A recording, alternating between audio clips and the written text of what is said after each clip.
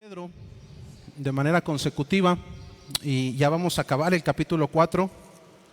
Ya nada más nos faltaría un capítulo más para terminar toda la carta y estamos en ese texto del versículo 12.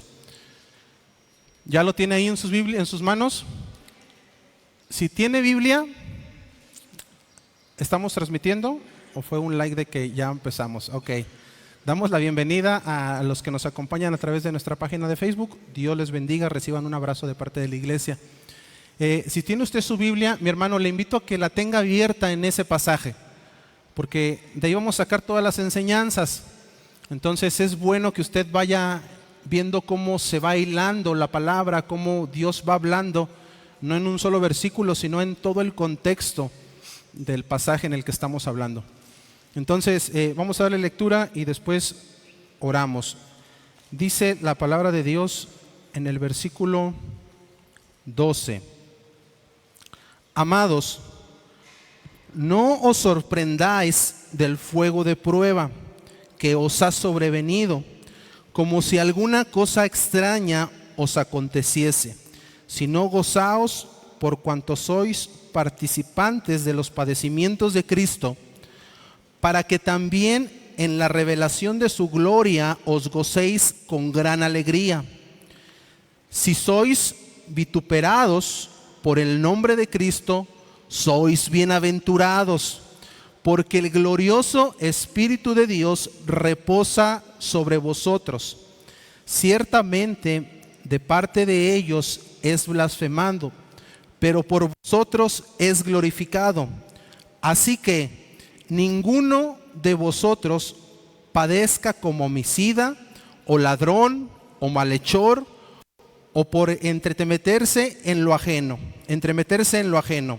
Pero si alguno padece como cristiano, no se avergüence, sino glorifique a Dios por ello. Porque es tiempo que el juicio comience por la casa de Dios. Y si primero comienza por nosotros, ¿cuál será el fin de aquellos que no obedecen al Evangelio de Dios? Y si el justo con dificultad se salva, ¿en dónde aparecerá el impío y el pecador? De modo que los que padecen según la voluntad de Dios encomienden sus almas al fiel Creador y hagan el bien. ¿Me acompaña a hacer una oración, mi hermano? Vamos a poner el tiempo en manos de Dios. Pídale a Dios que hable hoy a su vida. Amado Dios, en el nombre de Jesús,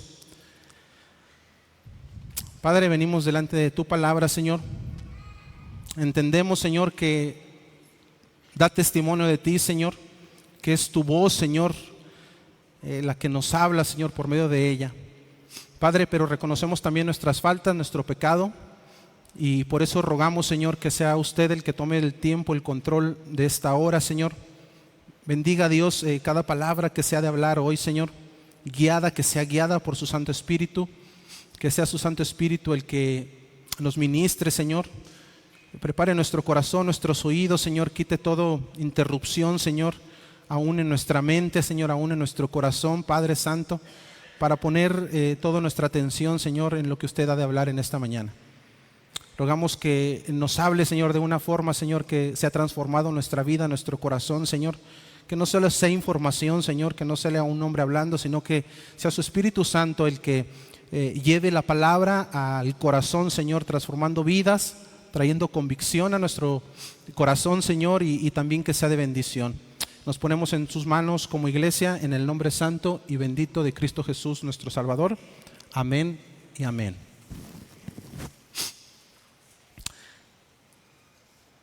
Durante el verano del año 64, después de Cristo, un gran incendio cubrió las calles de Roma. Locales, casas, todo fue incendiado. Se creyó o se pensaba en el momento que Nerón, que era el emperador en turno, estaba afanado porque su nombre quedara en los nombres de aquellos que sobresalieron en la historia romana. Y la intención de Nerón era que quemar todo y levantar otra vez Roma, edificar nuevamente Roma, para que la historia dijera que fue él el que construyó y el que edificó Roma. Esa era su intención. Se perdió muchísimo en aquellos incendios y como resultado de esto se tuvo que la gente, obviamente, pues estaba enardecida, estaba enojada, estaba molesta con Nerón. Nerón no empezó a tener buena reputación, su plan no había salido como él esperaba. La gente estaba enardecida porque si bien no lo había hecho abiertamente, los mismos soldados romanos eran los que prohibían que la gente apagara los incendios cuando estos se estaban llevando a cabo. Entonces se empezó a turbar la gente en contra de Nerón. Y Nerón tenía que actuar rápidamente para limpiar su nombre. Y necesitaba un chivo expiatorio, necesitaba a quien culpar. Y a Nerón le pareció que los cristianos eran los mejores chivos expiatorios para echarles la culpa. Los cristianos de por sí ya no tenían muy buena reputación. El cristiano en los tiempos de Nerón ya empezaban a tener muy mala reputación. Se decía de los cristianos, para calumniarlos, que comían carne y sangre humana en la cena del Señor, por lo que dice el texto de 1 Corintios 11. Entonces ya se rumoraban, hombres se juntan a comer carne y sangre humana, eso es lo que hacen. Se decía que el ósculo santo, el beso santo con el que se saludaban era una señal de lujuria incontrolable que tenían entre los cristianos. Se decía también que los cristianos eran una secta de los judíos, proveniente de los judíos, y los judíos tampoco era como que eran muy bien vistos por el Imperio Romano. Aunado a esto, cuando se empezaban a convertir al cristianismo, cuando la esposa, cuando la mujer de la casa era la única que se convertía y el esposo no, y los hijos no, pues te imaginas lo que esto implica en la cultura romana, en una sociedad que hacía menos a la mujer, en una sociedad que veía como esclava a la mujer, y ahora se empezaba a congregar con la libertad de alabar a Dios, de servir a Dios, y esto a los hombres del pueblo romano, a los esposos, no les pareció muy correcto. Así que todo apuntaba para que Nerón pudiera culparlos. Ya el odio que tenían sobre ellos era bastante. Así que Nerón aprovechó todo esto, sentimiento en contra de los cristianos, y lanzó una de las persecuciones más atroces en la historia de la humanidad en contra del cristianismo. Empezó una persecución y asesinatos a la iglesia cristiana como pocas recauda la historia, de las persecuciones más atroces y matanzas. Y la carta de Pablo, este texto que estudiamos y esta primera carta, es escrita precisamente en medio del inicio de esta persecución. Pedro escribe esta carta viendo la situación, viendo el problema que se avecinaba y el temor y el dolor que estaba viviendo la iglesia por causa de la persecución y de los asesinatos. Mis hermanos, ¿y por qué como creyentes debe de ser tan importante un texto como este para nosotros el día de hoy? Bueno, porque la misma palabra dice que si tú eres cristiano, es necesario que padezcamos persecuciones. Vamos a pasar por temas de tribulación, vamos a pasar por temas de prueba, vamos a pasar por temas de aflicción. Es probable que si la mayoría de los que estamos aquí hoy estemos pasando por alguna prueba o alguna aflicción. Es muy probable, si no es que todos. Y si no, déjame profetizarte, sin ser profeta, que vas a pasar. Porque lo dices tú, no, porque la Biblia lo dice. Una enfermedad, dificultades, lucha espiritual. A veces la lucha espiritual, quizá no hay un problema externo, pero estoy luchando contra mi carne, contra mi espíritu. Y es muy probable que estemos pasando por algo en particular cada uno de nosotros. Por otro lado, mis hermanos, este texto es muy importante porque la iglesia de Cristo tiene que estar preparada. ¿Para qué? Para el sufrimiento y la persecución. Es algo que la Biblia nos dice: iglesia, prepárense. La iglesia de Cristo debe estar consciente que va a venir padecimiento, que va a venir aflicción, que va a venir sufrimiento a la iglesia. Porque vamos a verlo un poquito más adelante.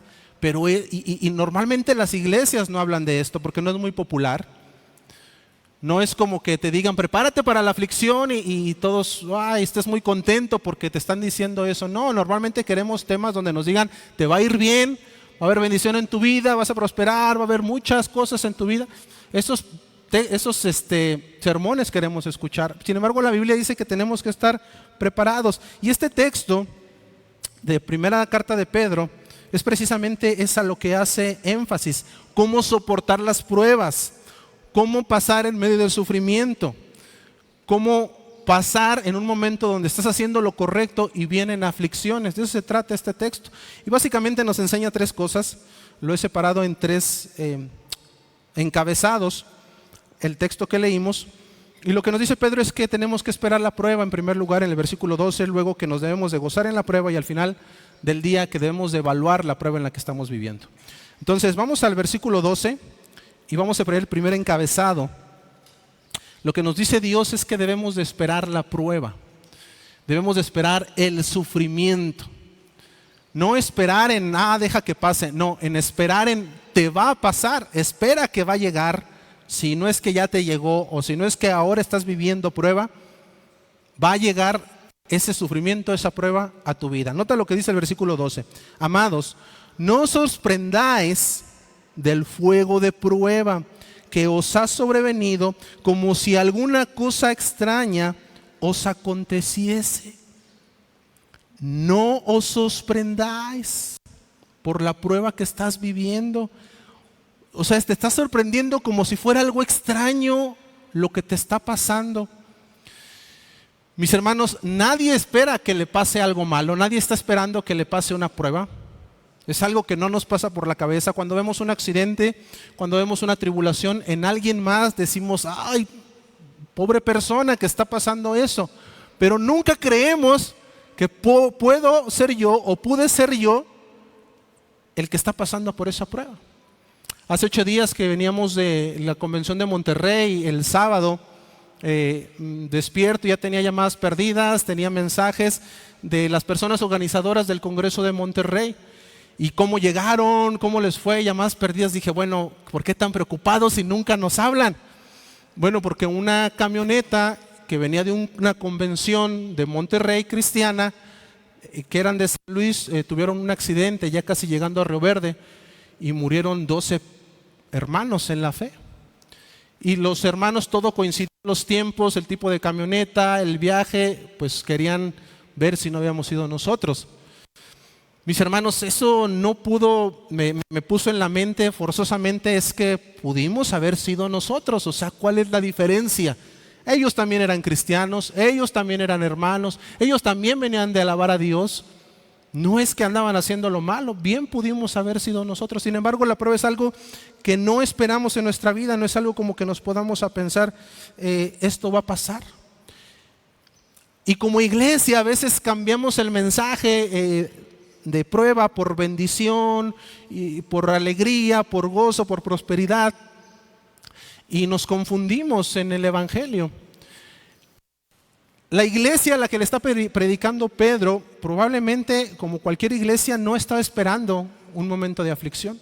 Ellos estaban esperando bendición, prosperidad, dirección, pero no era algo que no se les hubiera predicado antes. En Juan 15:18, en palabras del Señor Jesús, dice, si el mundo os aborrece, sabed que a mí me ha aborrecido antes que a vosotros. O sea, tú eres cristiano, tienes que saber que a mí, Cristo, me aborrece el mundo. ¿Cómo por qué piensas que a ti no te va a aborrecer el mundo? Pablo, en la carta que escribe a Timoteo, su hijo en la fe, en el versículo 12, capítulo 3, dice la palabra de Dios, y también todos los que quieran vivir piadosamente en Cristo. Escucha esa palabra, todos los que quieran vivir piadosamente en Cristo. ¿Tú quieres vivir piadosamente en Cristo? A ver, están dormidos todavía. ¿Tú quieres vivir piadosamente en Cristo? Bueno, ahora lee la otra parte. Padecerán persecución. ¿Quieres vivir piadosamente? Todo el que quiera vivir en Cristo va a padecer persecución. No es como que nos está preguntando el Señor Jesús qué nos parece, si vamos a padecer, si no vamos a padecer, si vamos a tener problemas, si no vamos a tener problemas. Es que nos está diciendo, va a pasar así. El cristianismo, el cristiano, tiene que padecer persecución. ¿Pero por qué? Porque es como que forzoso que padezcamos persecución. Mis hermanos, porque el cristiano tiene un confrontamiento con el pecado y con el mundo que lo rodea y con Satanás. Nosotros estamos en medio y a nuestro alrededor está el mundo, a nuestro alrededor está el pecado, a nuestro alrededor está Satanás. Y tú ahora estás en Cristo. ¿Crees que va a haber problema? Claro que va a haber problema. Claro que va a haber padecimiento. Estamos en medio de una lucha, estamos experimentando una lucha, estamos en medio de lobos rapaces. Claro que va a haber problemas. Ahora, la enseñanza que da aquí Pedro es que como creyentes, si somos en verdad creyentes, vamos a ofender al mundo, vamos a ofender al pecado, vamos a ofender al diablo. Y eso va a generar una contra de tu vida, donde va a haber pruebas, donde va a haber dificultades, donde va a haber problemas, donde va a generar persecuciones. Y lo que Dios está diciendo por medio del apóstol Pedro es: ¿de qué te extrañas? Hermano, ¿hoy estás viviendo alguna prueba? ¿Estás viviendo alguna aflicción? ¿Estás viviendo una situación difícil? ¿De qué te extrañas? Si es lo que dice la Biblia. ¿Por qué te causa como, por qué yo? No, es que es la Biblia la que dice que justamente es lo que íbamos a padecer. Ahora, a veces, mis hermanos, venimos a la iglesia con una idea diferente, como que va a haber pura bendición, no va a haber prueba.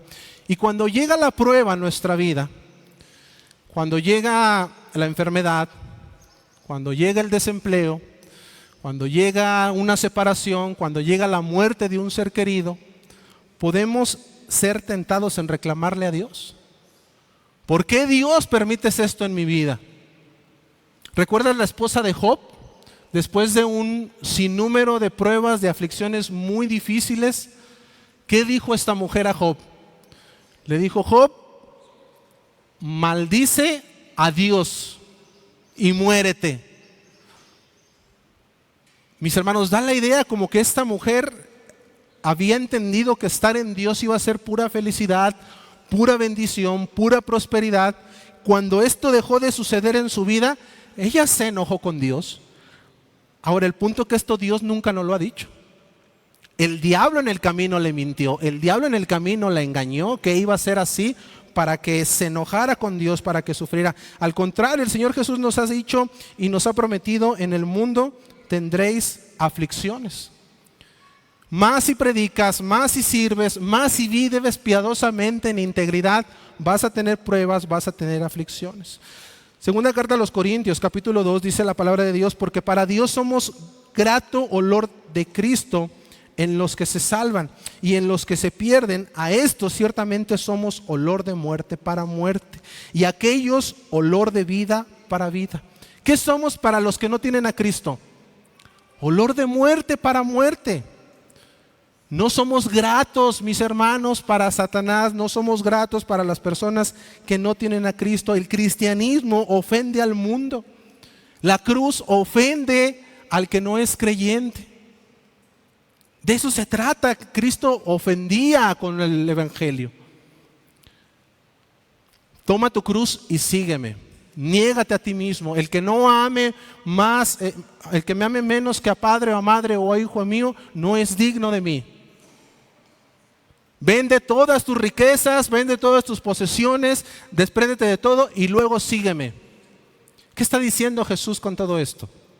No es que era el método, lo que nos está diciendo es que si realmente queremos seguirlo, tenemos que ponerlo a Él en primer lugar.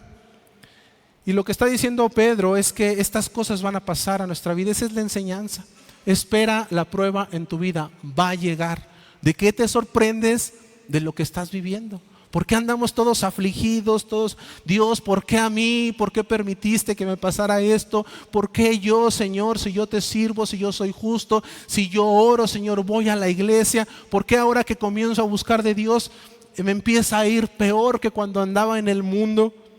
Dice el Señor, ¿y de qué te sorprendes? Es necesario que pase esto.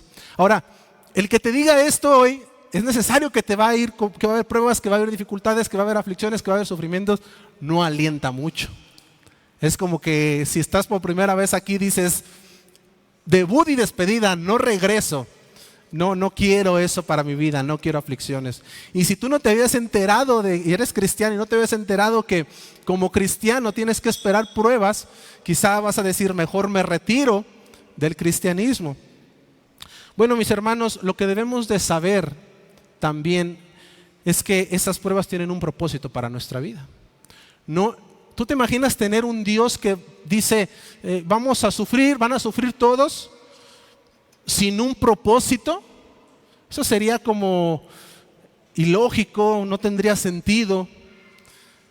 No, Dios permite el sufrimiento, pero siempre bajo un propósito santo y perfecto que Él ha permitido en nuestra vida.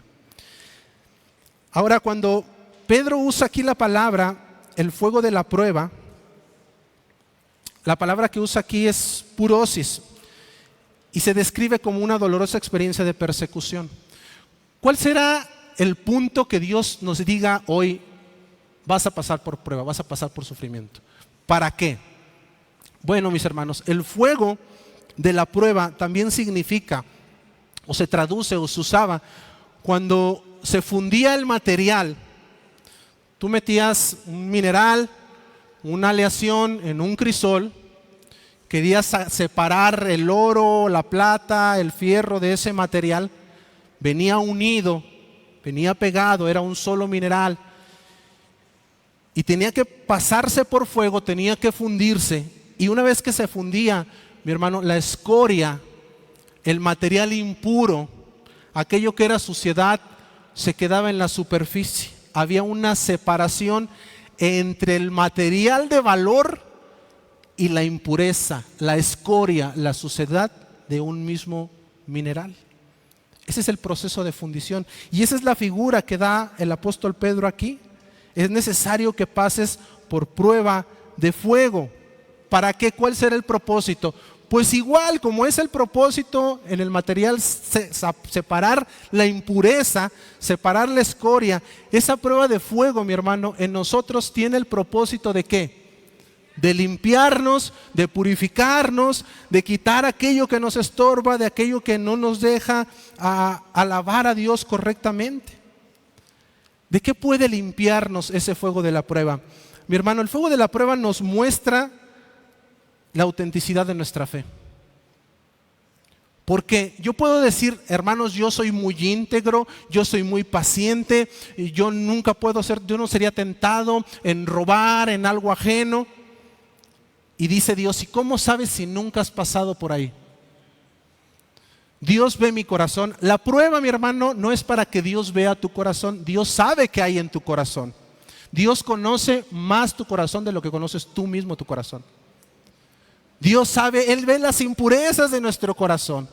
Y de pronto yo puedo venir en una mañana como hoy a alabar al Señor y sentirme, Señor, qué bien estoy hoy contigo, estoy en santidad. Y Dios ve mi corazón sucio. Y entonces permite el fuego de la prueba en mi vida para que yo me dé cuenta que mi fe, que mi corazón no era tan puro como yo pensaba que era. Y entonces tengo que trabajar en limpiarlo. La prueba de fuego, mi hermano, permite que nosotros podamos ver la autenticidad de nuestra fe. Nos ayuda también a combatir el pecado. Porque si estamos en una prueba de fuego, mi hermano, imagínate una enfermedad dura. ¿Te vas a dar licencia para seguir pecando? Eso cambia la perspectiva de cómo estás viendo tu caminar cristiano. Una enfermedad en algún ser querido, eso debería de ponernos a pensar. No es que la prueba te vaya a santificar, porque lo que santifica es la palabra de verdad La obra del Espíritu Santo, esto es lo que santifica. Sí, pero la obra de la prueba de fuego nos va a llevar, nos va a dar un empujoncito, nos va a dar energía, pila, para corregir nuestro camino, para cambiar nuestro camino. Ahora que estábamos en el Congreso en Monterrey, uno de los conferencistas daba su testimonio. Dice que él conoció a Cristo en medio de un secuestro. Fue en medio de cuando lo secuestran, cuando lo tenían para matarlo, ahí él volteó al cielo y le entregó su vida a Cristo. Fue una prueba de fuego la que permitió que la palabra tocara su corazón. Entonces la prueba de fuego tiene el propósito de mostrarnos, mi hermano, cómo estamos delante de Dios. Que tú veas cómo está tu corazón delante de Dios. El Señor Jesús lo describe en Mateo capítulo 13, en la parábola del sembrador, con estas palabras, versículo 5. Él está hablando acerca de cómo la palabra se siembra en las diferentes tierras. Y hay una que cayó en pedregales, versículo 5. Parte cayó en pedregales donde no había mucha tierra y brotó pronto, porque no tenía profundidad de tierra. Pero salió el sol, se quemó, porque no tenía raíz, se secó. Va el sembrador, siembra, aparentemente había una tierra fértil, pero esa tierra estaba sobre piedras. Cae la semilla, toma la tierrita de arriba, crece rápidamente, pero cuando la semilla, cuando la planta, el árbol quiso crecer más, entra hacia abajo y encuentra que hay piedra, no puede echar raíz, sale el sol y se quema. Y esa es la figura de la palabra cuando a veces se predica a alguno de nosotros. Escuchamos la palabra de manera superficial, decimos qué bonito, eso es para mí, pero la dureza de nuestro corazón no permite que esa palabra atraviese y haga un cambio interno. No hay un cambio desde la raíz. Aparentemente hay un cambio superficial, pero interiormente la dureza del corazón no deja que la palabra, reitero, penetre en nuestra vida y haya un cambio como hijos de Dios. Esa es la palabra que cae en pedregales. ¿Qué hace la prueba? Mi hermano, la prueba es ese sol que sale, quema y cuando no encuentra raíz, se marchita. Nosotros creemos que estamos bien con Dios porque tenemos tierra superficial, pero no ha habido un cambio interno. Viene la prueba a nuestra vida y eso lo único que nos va a demostrar es que no teníamos bien cimentada nuestra fe. Por eso a veces a cualquier pruebita, cualquier circunstancia, ya no voy a buscar a Dios, me voy de la iglesia, yo ya no quiero nada con Cristo, Cristo me ha fallado. Es que la semilla solamente estaba sembrada de manera superficial. Pero la prueba que Dios permitió en tu vida te muestra que realmente te falta no endurecer tu corazón para que esa prueba, esa palabra, eche raíces en tu corazón. Mi hermano, la enseñanza va a venir prueba a tu vida, con un propósito, ¿cuál? El de mostrarnos nuestra fe. Ahora, noten el versículo 12, cómo Pedro inicia esta enseñanza. Porque esta palabra de va a venir prueba a tu vida y es con un propósito, no me anima mucho, no es como que yo quiero eso para mi vida, no es como que yo diga yo lo tomo para mí, Señor, esa prueba no. Pero en medio de una exhortación como esta, Dios muestra su gracia en su palabra. El versículo 12 comienza con esta palabra amados. Nota cómo les dice, iglesia, amados. Y luego les da la exhortación, no os sorprendáis del prueba, va a venir la prueba a tu vida. Pero lo primero que les dice es amados. Y no es que el apóstol Pedro los está saludando. Esta palabra amados, mis hermanos, era una palabra que usaba Pablo mucho en las cartas para decirles amados de Dios. Es la misma palabra que usa cuando se refería a ellos. Llegaba y les decía, amados de Dios, ¿cómo están? ¿Tú te imaginas que llegue alguien y te diga, amado de Dios? ¿Qué te está diciendo? Dios te ama demasiado. Y luego ya viene la enseñanza. Y eso es lo mismo que está diciendo Pedro. Esta palabra que usa Pedro aquí, amados, es la palabra ágape, una derivación de la palabra ágape, y quiere decir un amor único. La única persona que nos puede amar de una manera única es Dios. Yo no puedo amar a mi esposa, a mis hijos, a mis padres, como Dios los ama. Su amor es mayor siempre. Es un amor único, de cuidado. Y es lo que Pedro les está recordando. Ustedes son amados de Dios. ¿Y por qué Pedro pondría esta palabra antes de dar la exhortación? ¿Por qué les recuerda que son amados antes de decirles que va a venir la prueba? Mis hermanos, porque a veces la prueba, el sufrimiento, nos puede llevar a la tentación de pensar que Dios no nos ama. La prueba, en medio de la prueba, podemos voltear al cielo y creer que Dios ya no nos escucha, que Dios nos ha dejado de amar. Señor, ¿por qué? ¿Por qué esta situación? ¿Acaso ya Dios me ha dejado de amar? Somos tentados a pensar esto en medio de la dificultad, en medio de la tribulación. Quizá Dios ya no me ama, quizá Dios ya no escucha mi oración. ¿Por qué no atiende lo que estoy orando el Señor? ¿Por qué Dios permite? Ya pasó mucho tiempo y Dios no ha arreglado esto. Quizá ya me ha dejado de amar, quizá se ha olvidado de mí. Eso es la voz de Satanás aprovechándose de una circunstancia difícil.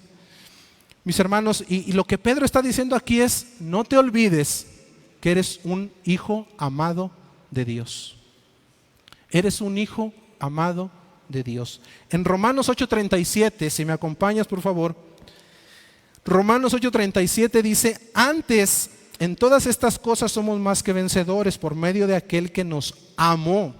Por lo cual estoy seguro, escucha esto, que ni la muerte, ni la vida, ni ángeles, ni principados, ni potestades, ni lo presente, ni lo porvenir, ni lo alto, ni lo profundo, ni ninguna otra cosa creada nos podrá separar del amor de Dios que es en Cristo Jesús, Señor nuestro.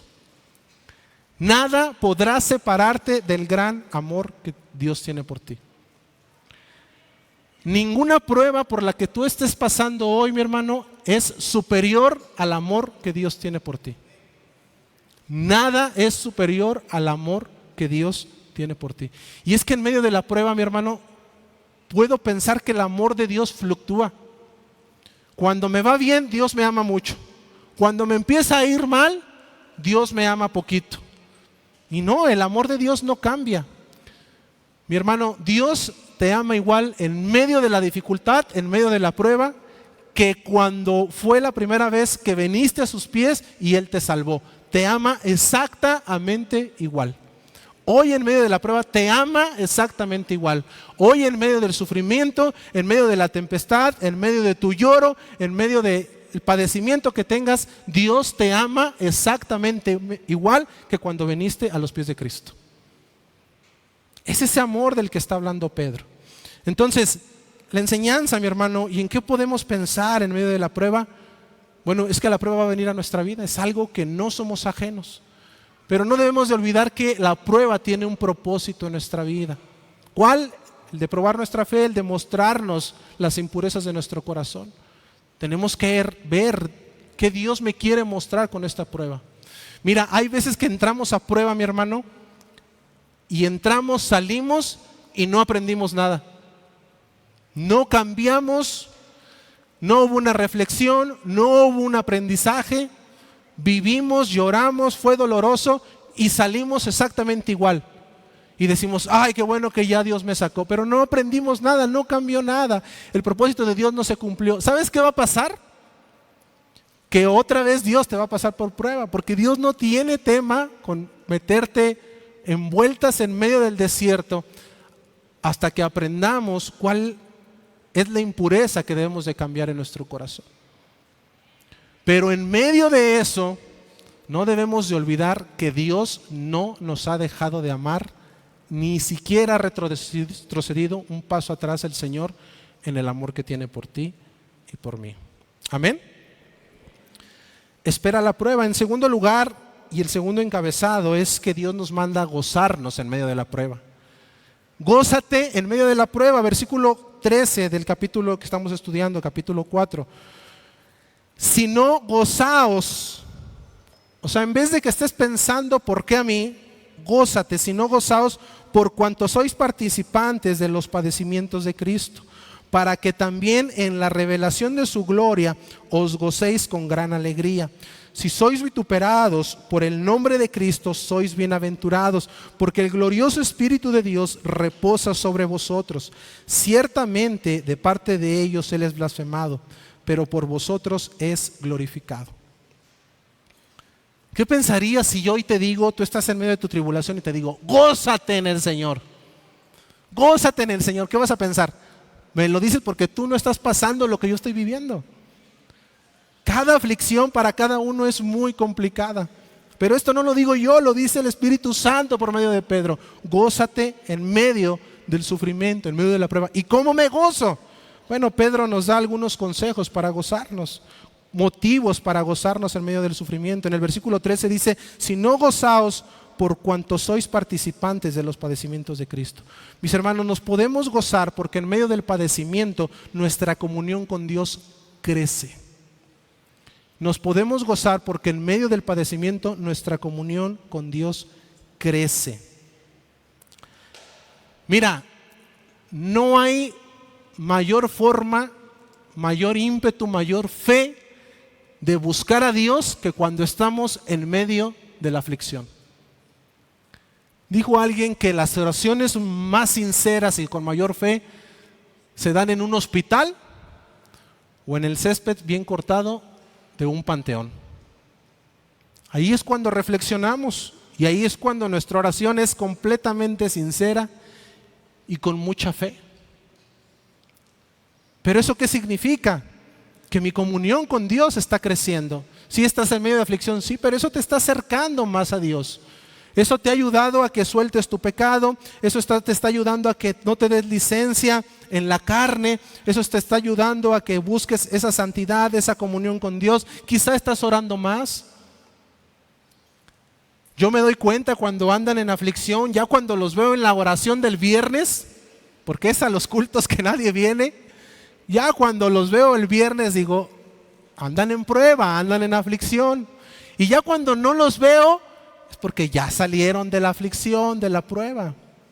Lo cierto es que a Dios no le preocupa, mi hermano, ponerte aflicción si con ese propósito lo vas a buscar como debes buscarlo.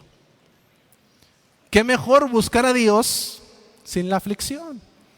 Aprende eso, mi hermano, que no haya necesidad de aflicción, de que Dios aflija tu corazón para orar, para santificarte, para congregarte. Ya cuando empiezan a venir a todos los cultos, hay aflicción, hay una situación, hay dificultad. Pero eso Dios lo permite para que crezca nuestra comunión con Él. En segundo lugar, Pedro nos dice que podemos gozarnos porque cuando Él venga en gloria, será mayor nuestro gozo. Versículo 13, si no gozaos por cuanto sois participantes de los padecimientos de Cristo, para que también en la revelación de su gloria os gocéis con gran alegría. La Biblia da la idea, mi hermano, que aquellos que están pasando por prueba, por dificultad, por causa de ser íntegros, por causa de hacer lo justo, lo recto. El mejor ejemplo de esto que da la Biblia es Job. Job, dice la Biblia, hombre cabal, perfecto, temeroso de Dios. Y todo lo que sufrió, no era que Job andaba en pecado, padeció, perdió todo, pero Dios tenía un propósito al final de esa prueba. ¿Cuál era el propósito? Que Dios le conociera, que Dios le conociera más. Dijo Job, ahora entiendo, yo te conocía de oídos, pero ahora mis ojos te ven. Pero tuvo que pasar una prueba, una dificultad. Bueno, dice la Biblia que cuando nosotros estamos atribulados por causa de la justicia, por vivir rectamente, por ser íntegros, cuando ahí viene la prueba y la tribulación, es decir, yo no estoy haciendo nada malo, pero estoy siendo afligido, estoy pasando por prueba, y tú pasas esa prueba, glorificas a Dios en medio de esa prueba, mi hermano, dice que la gloria, el gozo que vas a tener en la eternidad con Dios va a ser mucho mayor que aquel que no la pasó. En Mateo 5:12 dice, bienaventurados, en palabras de Jesús, en el Sermón del Monte, cuando por mi causa os vituperen y os persigan y digan toda clase de mal contra vosotros mintiendo. Gozaos y alegraos. ¿Cómo que me gozo y me alegro por lo que me está pasando? Porque vuestro galardón es grande en los cielos, porque así persiguieron a los profetas que fueron antes de vosotros. Fíjate en qué nivel pone a aquellos que están padeciendo por causa de hacer lo justo en Cristo. Los profetas del Antiguo Testamento padecieron igual.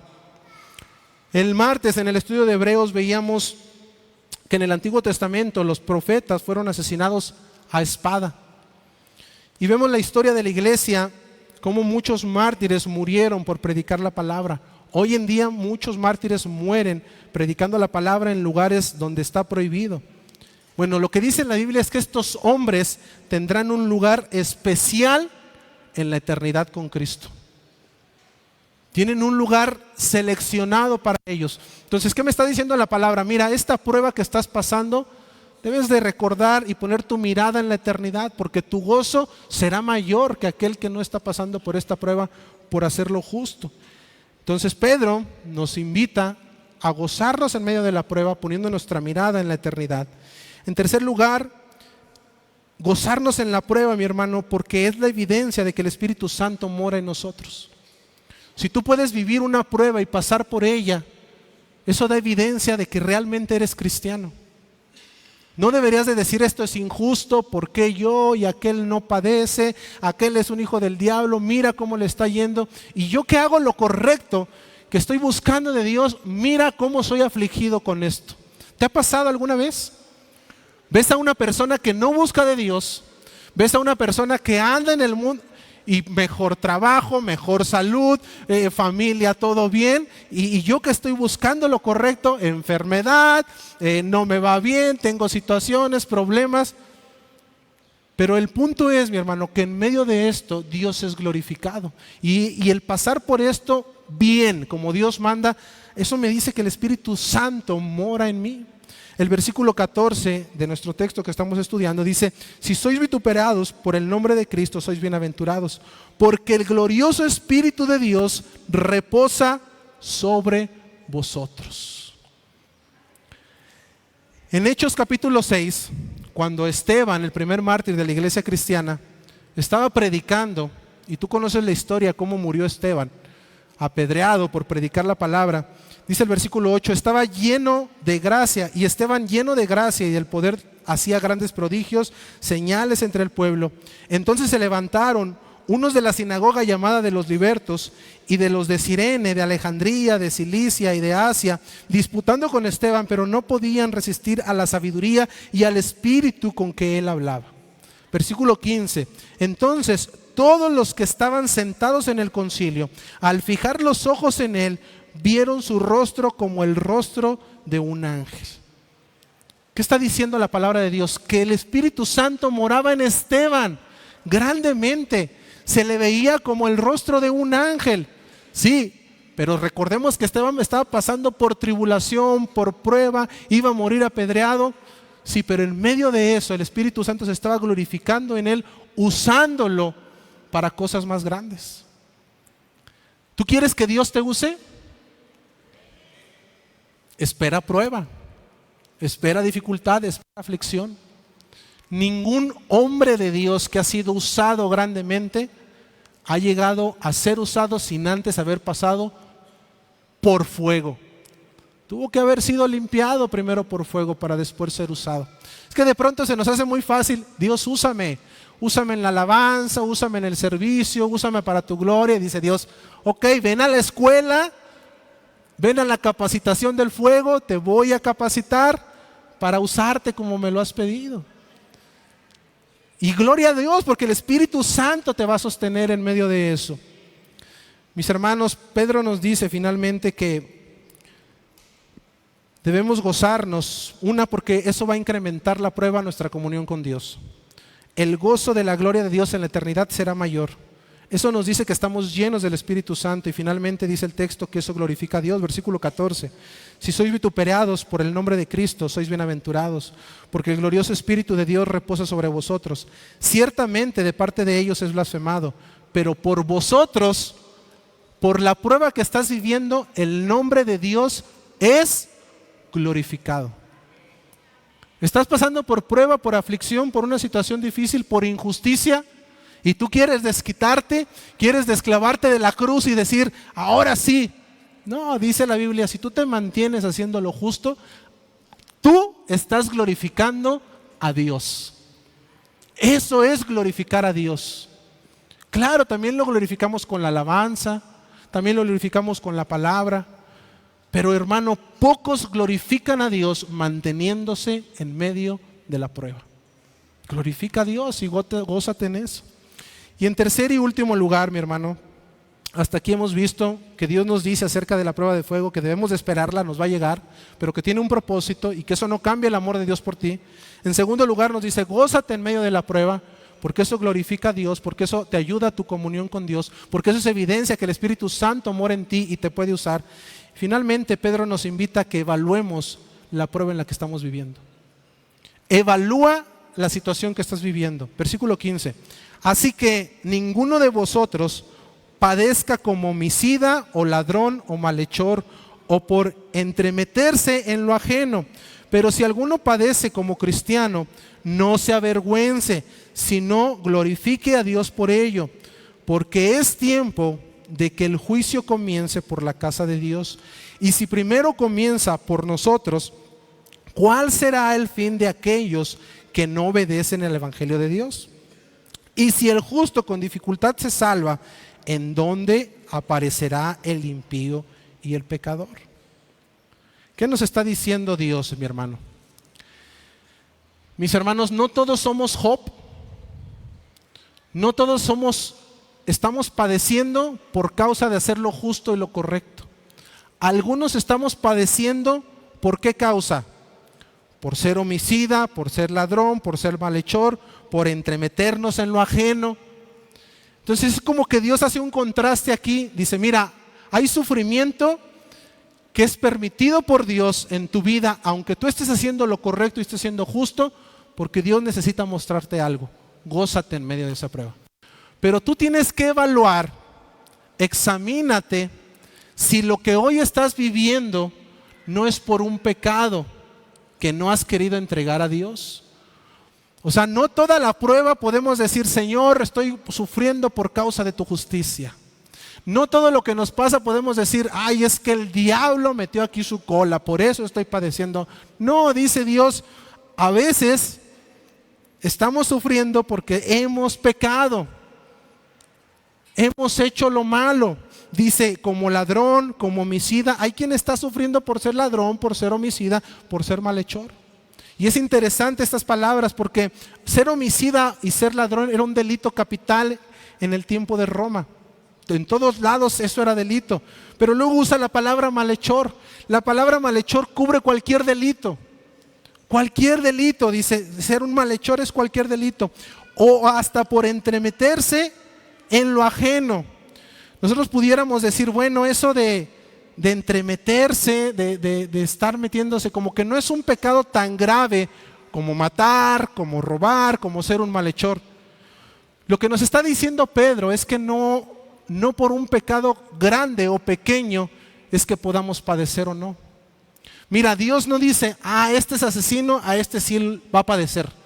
Este nada más se mete en lo que no le importa, no, este lo voy a dejar. No, dice Dios, hay una consecuencia, hay una disciplina en la soberanía de Dios, tanto como para uno como para el otro. Y lo que nos lleva a Pedro y lo que nos invita a la palabra de Dios es que nos analicemos en cuál situación nosotros estamos. Nosotros tenemos que tener claro en qué situación estamos. Pedro hace un contraste aquí. Habla del padecimiento como cristiano y dice, si tú estás padeciendo por ser cristiano, no te avergüences. Y no es que la iglesia se avergonzaba de ser cristiano. La palabra cristiano, mi hermano, en la primera iglesia era un término ofensivo. Era un término peyorativo. Se los decían a manera de insulto. Tú eres cristianito. Era ofensivo. No era algo que la gente decía, ay, qué padre, yo soy cristiano. Hoy, ¿cómo nos dicen? Hoy, ¿cómo le dicen al cristiano? Aleluya. Los hermanitos, ahí vas de religioso, ahí vas de santurrón, ahí vas de hipócrita. Bueno, a ellos les decían, ahí vas de cristiano. Así les decían. Ese término ha cambiado, gracias a Dios. Pero Pedro lo que les está diciendo es, no te sientas mal, no te sientas ofendido porque te digan cristiano. Es un gozo ser cristiano. Eso glorifica a Dios. Si hoy te dicen, ahí vas de santurrón, ahí vas de aleluyo, Pedro hoy te diría, no te dé vergüenza, no te sientas agredido. Eso es un gozo y eso glorifica a Dios. Es gloria para Dios eso, que te digan que eres, sí soy, gloria a Dios. Aleluya, sí lo soy. Aunque sepas la intención de por qué te lo están diciendo. Mi hermano, pero dice Pedro, si te lo están diciendo por causa de hacer lo justo, gózate. Pero si te lo están diciendo porque andas en pecado, si estás padeciendo porque andas en pecado, cuidado. Porque ese es un padecimiento que no es para gozo. Es un padecimiento donde el Espíritu Santo no va a estar ahí contigo para que te goces. Y hace un llamado a esto en el versículo 17, dice la palabra de Dios, porque es tiempo de que el juicio comience por la casa de Dios. Y si primero comienza por nosotros, ¿cuál será el fin de aquellos que no obedecen el Evangelio de Dios? Esta palabra juicio para la casa de Dios es un juicio para la iglesia. Pedro está diciendo, es tiempo que comience el juicio en la iglesia. Pero no es un juicio de condenación, porque dice en Romanos que ninguna condenación hay para los que están en Cristo Jesús. Entonces, ¿a qué se refiere cuando dice Pedro que es tiempo de que la casa de Dios primero entre a juicio? Bueno, lo que está diciendo Pedro es que por causa de ese pecado es necesario que la disciplina del Señor entre primero en la iglesia. En la primera carta a los Corintios, cuando Pablo habla acerca de la Santa Cena, en el capítulo 11, versículo 30, dice la palabra de Dios, por lo cual hay muchos enfermos y debilitados entre vosotros, y muchos duermen. Esta palabra duermen es morir, muchos murieron. Si pues nos examinásemos a nosotros mismos, no seríamos juzgados, mas siendo juzgados somos castigados por el Señor para que no seamos condenados por el mundo. ¿Qué está diciendo el apóstol Pablo? Dentro de la iglesia hay pecado. Y por causa de ese pecado viene el castigo del Señor. Y ese castigo se ve reflejado en muerte, se ve reflejado en enfermedad, se ve reflejado en aflicción. Esa es la consecuencia del castigo de nuestro pecado. Pero es un castigo de disciplina para que cambiemos nuestra vida. Porque dice Pablo, pero si te examinases a ti mismo, no habría necesidad de esto. No habría necesidad de que murieran, no habría necesidad de enfermedad, no habría necesidad de aflicción. Tendrías que examinarte para que esto no tuviera. Yo tendría que decir, Señor, ¿en qué estoy mal? Y cambiarlo, modificarlo, decir, no voy a seguir más con esto. Pero si yo endurezco mi corazón, es muy probable que Dios deje en mi vida castigo en forma de aflicción, en forma de enfermedad y en forma de muerte. Incluso muerte, sí, mi hermano. Dios prefiere llevarnos a que sigamos pecando. Eso es lo que dice el texto. Muchos mueren hoy porque no se examinan. Dice Dios, te voy a dejar y vas a seguir pecando, mejor te recojo. Pero en medio de eso hay gracia, porque dice la palabra de Dios, pero preferimos esta disciplina para que el día de mañana no seamos condenados con el mundo. Porque la condenación con el mundo es para una condenación eterna en el infierno. Entonces dice el apóstol Pablo, es mejor que ahorita Dios nos discipline por el pecado, a que el día de mañana tendremos que comparecer ante el juicio del gran trono blanco y ser arrojados al infierno. No, Señor, mejor disciplíname ahorita. Es mejor que Dios discipline a la iglesia, que castigue a la iglesia hoy, que nos corrija, que nos discipline, a que nos perdamos y un día tengamos que dar cuentas en un juicio eterno. Y es lo que está diciendo Pedro, es necesario, es tiempo que el juicio comience por la casa de Dios. Hoy va a comenzar la disciplina de Cristo en nuestras vidas. ¿Por qué? Por no examinarnos. Porque no estamos padeciendo porque somos justos, estamos padeciendo por causa de nuestro pecado. Ese es el contraste. Y luego hace la reflexión a aquellos que no tienen a Cristo. Ahora, ¿cuál será el fin de aquellos que no obedecen el Evangelio de Dios? Y lo mismo dice en el versículo 18, si el justo con dificultad se salva, ¿en dónde aparecerá el impío y el pecador? No es que el justo se salve por sus obras. Lo que está diciendo la palabra de Dios es que cuando somos salvados por Cristo, el camino es difícil. El camino es angosto, hay padecimientos, hay sufrimientos, hay disciplina por causa de ser cristianos. Y si el cristiano padece en esta vida en sufrimiento, ¿cómo crees que le va a ir a aquel que no quiere nada con Dios? Va a tener que recibir su juicio. Un comentador lo dice en estas palabras: si con dificultad Cristo se entregó para redimirnos, con dolorosa dificultad los redimidos soportamos esperando en la gracia de Dios, ¿piensa alguien que el impío y el pecador que han vivido sin padecer por la justicia no padecerán castigo por su maldad? Claro que sí, cada uno pagará por lo que le toca. Mis hermanos, ahora te vas a explicar por qué a veces tú ves al impío, al que no quiere nada con Dios, al blasfemo, y bendiciones y trabajo y prosperidad, y luego te volteas a ver a tú y aflicciones y dificultad y prueba y quebranto. Dice Dios, sí, es que contigo estoy tratando. Aquel lo voy a tratar el día del juicio. Gloria a Dios que hoy Dios permita la aflicción en nuestra vida para que un día no tengamos que comparecer en un tribunal para juicio eterno. Esa es la gracia, mi hermano. Por eso dice Pedro, gloríate, gloríate.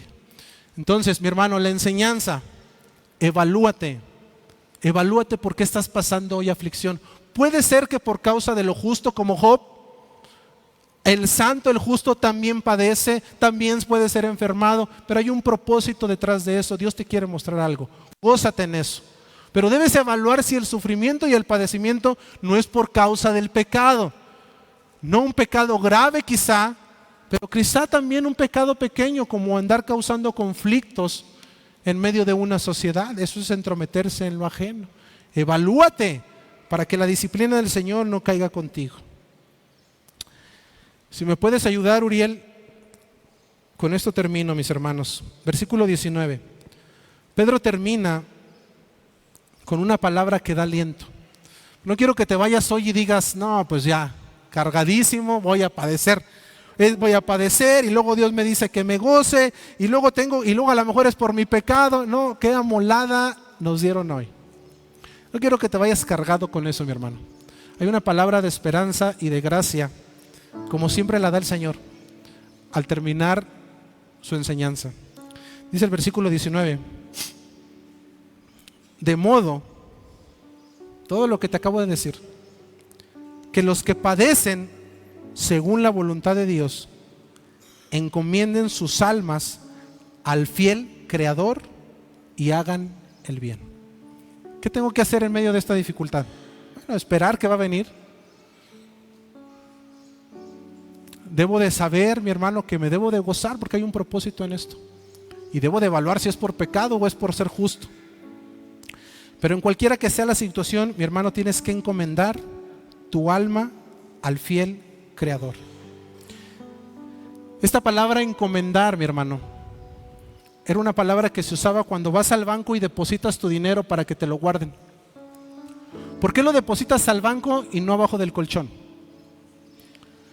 Porque se supone que hay más confianza en el banco. Mi hermano, el descanso de lo que hoy tú estás viviendo, quiero que te lleves esto. El descanso de lo que tú estás hoy viviendo está y radica en que tú sepas en manos de quién estás. En manos de quién has confiado. Esta palabra, encomienda, es la misma palabra que usó el Señor Jesús en la cruz cuando le dijo: Padre, en tus manos encomiendo mi espíritu. Y nota que no es casualidad que Pedro dice al fiel Creador para referirse a Dios. Encomiéndasela al fiel Creador. ¿Sabes qué nos está diciendo? No te olvides que ese Dios es el creador del mundo, es el diseñador, es el que sostiene todo con el poder de su palabra. Es el que sustentó, el que hizo, el que habló y fue hecho. Al fiel creador. Mis hermanos, no hay ni un solo propósito en la mente de Dios que Él quiera hacer que no se vaya a cumplir. Él es todopoderoso, Él es creador de todo. Él puede crear todo lo nuevo. Él puede cambiar con su voz todo lo nuevo. Y la confianza y el descanso de nosotros, ¿en qué está? Señor, no entiendo por qué estoy pasando esto. Y en esta vida quizá no lo voy a entender. Pero lo pongo en tus manos, Señor. Tú eres fiel y eres el creador, eres el todopoderoso. Y en ti deposito mi confianza de esta prueba, Señor. A veces no dormimos, mi hermano, porque la aflicción, la prueba nos está perturbando en la noche. A veces parece que estamos haciendo cosas, pero el corazón está roto, está dolido porque la prueba nos superó. Y lo que dice Dios hoy es: encomienda esa situación a Dios, suéltasela, confía en Él. A lo mejor es lo que Dios espera. Está probando tu fe para que confíes completamente en Él. Tienes que confiar en manos de quién estás. Porque es bien fácil decir: confío en ti, Señor, te alabo porque tú eres soberano, eres bueno. Pero a la hora de depositarlo, nos es difícil. ¿Por qué, Señor? ¿Por qué esto? Hay un plan. Pero es que porque a mí ya pasó mucho. Hay un propósito, gózate. Señor, es que estás permitiendo algo y yo ya no puedo. Está en mis manos, confía. Encomienda tu prueba en las manos del fiel creador. Él no falla, fiel. Y es todopoderoso, creador. El Salmo 31. Y quiero que grabes este texto en tu corazón. Postéalo en Facebook, ponlo en tu WhatsApp. Y quiero que lo repitas conmigo. Versículo 14, Salmo 31. Mas yo en ti confío, oh Jehová. Digo, tú eres mi Dios. En tu mano están mis tiempos. Mas yo en ti confío, oh Jehová. Digo, tú eres mi Dios. En tu mano están mis tiempos. ¿De verdad confías en Dios? ¿Puedes decir como el salmista: Señor, difícil esta prueba, no la entiendo, Señor, pero yo en ti confío, porque tú eres mi Dios y mi vida está en tus manos? Gloria a Dios. Vamos a orar, mi hermano. Amado Dios, en el nombre de Jesús, Padre, la prueba es difícil, Señor. Sin embargo, hoy tú nos adviertes, Padre, que va a llegar a nuestra vida, que nos preparemos, Señor. De alguna manera o de otra, Señor, ha de venir la prueba. Padre, permítenos estar bien contigo, Señor, para podernos gozar por medio de tu Espíritu Santo en medio de la aflicción, para poder mantener la calma, Señor, y la confianza en ti, Señor, en medio de la lucha, Señor. Padre, ayuda a evaluar nuestra vida, examinarnos a nosotros mismos si lo que estamos pasando, si lo que estamos viviendo no es consecuencia de nuestro pecado, Señor, para que podamos cambiar nuestro corazón, que no lo endurezcamos, Señor, como esa piedra, Señor, donde cayó la semilla, mi Dios. Ayúdanos a cambiar, Padre Santo, para que la aflicción, Señor, ya no esté más en nosotros por causa de lo malo que hemos hecho, mi Dios. Y en medio de todo esto, ayúdanos a poner nuestra confianza en ti, Señor. Que la prueba, la aflicción, la enfermedad, la situación que estemos viviendo, Padre, que hoy no entendemos, que hoy nos duele, Señor, confiemos en que la hemos puesto hoy en tus manos. Padre, en tus manos hoy la salud de mis hermanos. Padre, en tus manos aquel hijo, hija inconversa de mis hermanos. Aquel familia que aún no ha recibido a Cristo. En tus manos, Señor, ese matrimonio, Padre, que está teniendo dificultades. En tu mano, Señor, esa tristeza, esa enfermedad, esa depresión, esa circunstancia que hoy nos duele, Señor. Padre, en tus manos la ponemos y en ti confiamos, porque tú eres nuestro Dios y nuestra vida está en tus manos. Bendice a tu pueblo. Te damos gracias por tu iglesia en el nombre de Jesús.